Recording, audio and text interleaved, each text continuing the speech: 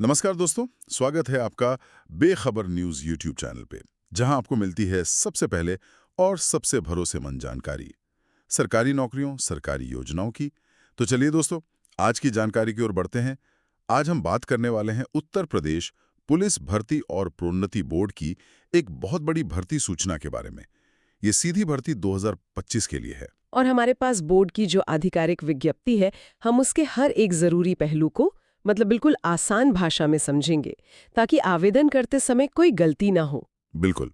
देखिए, ये एक शानदार अवसर है, लेकिन किसी भी अवसर का लाभ उठाने के लिए उसकी शर्तों को, उसकी प्रक्रिया को ठीक से समझना सबसे जरूरी होता है। हमें सूचना के हर महत्वपूर्ण बिंदु पर एक-एक करके बात करेंगे। हाँ, जैसे कि पद कितने हैं, योग्यता क्या है, उम्र सीमा और चयन प्रक्रिया कैसी होगी। जी, तो सबसे पहले और सबसे जरूरी बात, पद कितने हैं? इस भर्ती में तो कई तरह के पद दिख रहे हैं। आरक्षी नागरिक पुलिस है, पीएससी है, विशेष सुरक्षा बल, जेल वार्डर। हाँ, पद कई तरह के हैं। जैसे आरक्षी नागरिक पुलिस, जो सिविल पुलिस होती है, उसमें पुरुष और महिला दोनों के लिए मिलाकर कुल 10,469 पद हैं।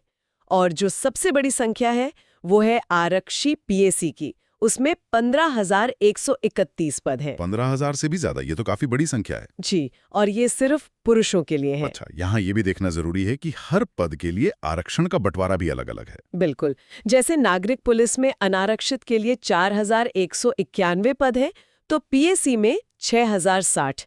तो जो आवेदक हैं, उन्हें ये देखना चाहिए कि उनकी श्रेणी के लिए किस विभाग में ज्यादा मौके हैं। और वेतन की बात करें तो इन सभी पदों के लिए पे बैंड 5200, 2200 और ग्रेड पे 2000 है। इसको आसान भाषा में समझाएं तो नए वेतनमान में ये वेतन मैट्रिक्स 21,700 रुपए से शुरू होगा, जो कि एक बहुत अच्छा शुरुआती वेतन है। ठीक है। चलिए, अब उन तारीखों की बात करते हैं जिनका सबको इंतजार रहता है। आवेदन कब से शुरू होंगे? ऑनलाइन आवेदन 31 दिसंबर 2023 से शुरू हो जाएंगे। और आखिरी तारीख? आवेदन जमा करने की और शुल्क जमा करने की दोनों की आखिरी तारीख 30 जनवरी 2026 है। और अगर फॉर्म में कोई भूल चूक हो गई तो? हाँ, तो शुल्क समायोजन और आवेदन में संशोधन के लिए 2 फरवरी 2026 तक का समय दिया गया है। इन तारीखों को तो कहीं लिख लेना चाहिए। बिल्कुल, मेरी सलाह तो यही है कि आखिरी तारीख का इंतजार बिल्कुल ना करें। हाँ, वो वेबसाइट पे लोड बहुत बढ़ जाता है। जी, और आवेदन शुल्क की बात करें। हाँ, शुल्क कितना है? सामान्य ईडब्ल्यूएस और ओबीसी वर्ग के लिए ये 500 रुपए हैं। और एससी एसटी के लिए? अनुसूचित जाति और अनुसूचित जनजाति के लिए ये 400 रुपए हैं। चलिए, अब आते हैं सबसे महत्वपूर्ण हिस्से पर। कौन-कौन आवेदन कर सकता है? मतलब योग्यता क्या चाहिए? शैक्षिक योग्यता बहुत सीधी है। भारत में किसी भी मान्यता प्राप्त बोर्ड से 12वीं कक्षा 12th पास होना अनिवार्य है। इसमें एक बात पर ध्यान देना होगा। हाँ, वो ये कि जो अभ्यर्थी परीक्षा में शामिल हुए हैं, अपीयर्ड हैं या होने वाले हैं, अपीयरिंग, वो पात्र नहीं होंगे। अच्छा, तो आवेदन की आखिरी तारीख तक आपके हाथ में मार्कशीट होनी चाहिए। बिल्कुल, ये बहुत जरूरी है। ठीक है। अब बात करते हैं आयु सीमा की। जी इसमें हमेशा सबसे ज्यादा सवाल होते हैं। जी, पुरुष अभ्यर्थियों के लिए 1 जुलाई 2025 को उम्र 18 से 22 साल के बीच होनी चाहिए। उनका जन्म 2 जुलाई 2003 से पहले और 1 जुलाई 2007 के बाद का नहीं होना चाहिए। सही।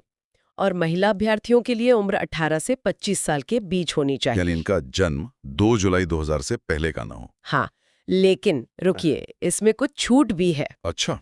जो उत्तर प्रदेश के मूल निवासी हैं और एससी, एसटी या ओबीसी श्रेणी से हैं, उन्हें ऊपरी आयु सीमा में 5 साल की छूट दी जाएगी। तो एक ओबीसी पुरुष अभ्यर्थी 27 साल तक और महिला अभ्यर्थी 30 साल तक आवेदन कर सकती है। जी बिल्कुल, इसके लिए विज्ञप्ति में पूरी तालिका दी गई है, उसे ध्यान से देखना होगा। ठीक है, तो ये तो हुई योग्यता की बात।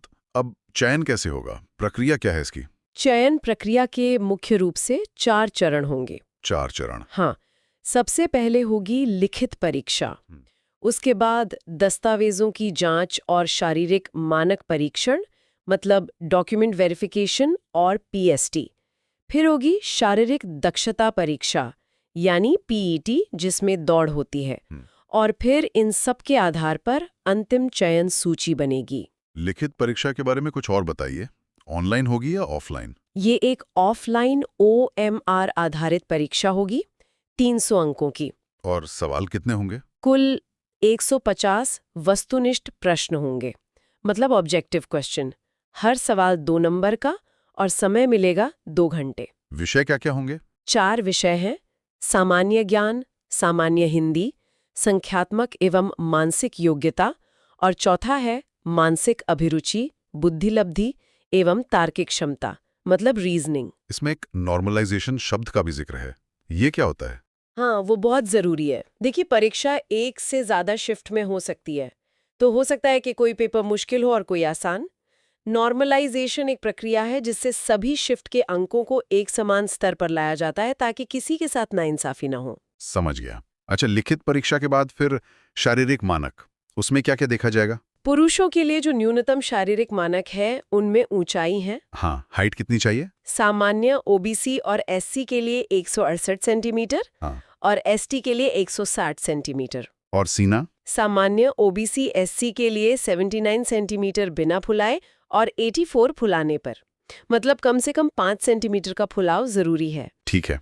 और महिलाओं के लिए? महिलाओं के लिए ऊंचाई सामान्य, ओबीसी, एससी में 152 सेंटीमीटर और एसटी में 147 सेंटीमीटर। और वजन? वजन सभी के लिए कम से कम 40 किलोग्राम होना अनिवार्य है। तो जो इन मानकों को पूरा करेंगे वो अगले चरण में जाएंगे? जी, अगला चरण है शारीरिक दक्षता परीक्षा, यानी पीईटी। इसमें दौड़ लगानी होगी। कितनी दौड़? पुरुषों को 4.8 किलोमीटर की दौड़ 25 मिनट में पूरी करनी है। और महिलाओं को? महिलाओं को 2.4 किलोमीटर की दौड़ 14 मिनट में पूरी करनी होगी। अच्छा, ये सिर्फ क्वालिफाइंग है ना? इसके नंबर तो नहीं जुड़ते? नहीं, इसकी कोई नंबर नहीं है, लेकिन इसे समय पर पूरा ना कर पाने पर भर्ती प्रक्रिया से बाहर हो जाएंगे। ये बहुत जरूरी है। सही बात है। अब जरा आरक्षण और जरूरी दस्तावेजों पर बात कर लेते हैं। इसमें अक्सर लोग गलती कर देते हैं। हाँ, ये बहुत ही अहम हिस्सा है। आरक्षण का लाभ लेने के लिए सही प्रारूप में और सही समय पर बना हुआ प्रमाण पत्र अपलोड करना होगा। जैसे ईडब्ल्यूएस प्रमाण पत्र 1 अप्रैल 2025 के बाद का बना होना चाहिए। और ओबीसी का? ओबीसी प्रमाण पत्र भी 1 अप्रैल 2025 या उसके बाद का ही होना चाहिए। पुराना नहीं चलेगा? नहीं, ये छोटी छोटी बातें हैं, लेकिन इन्हीं की वजह से आवेदन रद्द हो सकता है। ये तो बहुत ध्यान रखने वाली बात है। अच्छा, अब आखिरी में ये बताइए कि आवेदन करना कैसे है, प्रक्रिया क्या है? uppbbp.gov.in पर जाकर सबसे पहले वन टाइम रजिस्ट्रेशन यानी OTR करना होगा। इसमें कुछ खास बातों पर ध्यान देना होगा, है ना? जी बिल्कुल। सबसे पहली और नई बात है फोटो। हाँ, इस बार आपको रियल टाइम फोटोग्राफ मतलब लाइव फोटो अपलोड करनी होगी। लाइव फोटो मतलब फॉर्म भरते समय खींचनी पड़ेगी? बिल्कुल, वेब कैम से ताज़ा तस्वीर ली जाएगी। फोटो में चेहरा साफ दिखना चाहिए, कोई टोपी या चश्मा नहीं, और बैकग्राउंड सफेद या हल्के ग्रे रंग का होना चाहिए। अच्छा, और हस्ताक्षर? हस्ताक्षर को स्कैन करके अपलोड करना है, 5 KB से 50 KB के बीच। इसमें एक डिजी लॉकर का भी विकल्प दिख रहा है। हाँ, अगर आपके सर्टिफिकेट्स डिजी लॉकर पर है तो आप उन्हें सीधे वहां से अपलोड कर सकते हैं। ये एक आसान और सुरक्षित तरीका है। आवेदन पत्र में पदों की वरीयता मतलब प्रेफरेंस भी चुननी होगी? जी, और इसे बहुत ध्यान से भरना होगा। और अंत में आवेदन शुल्क का भुगतान भी ऑनलाइन ही करना है। हाँ, और सब कुछ भरने के बाद अपने आवेदन पत्र का प्रीव्यू जरूर देखें और एक कॉपी प्रिंट करके भविष्य के लिए सुरक्षित रख लें। तो ये थी उत्तर प्रदेश पुलिस भर्ती 2025 की पूरी विस्तृत जानकारी। हमने हर जरूरी पहलू पर बात की है।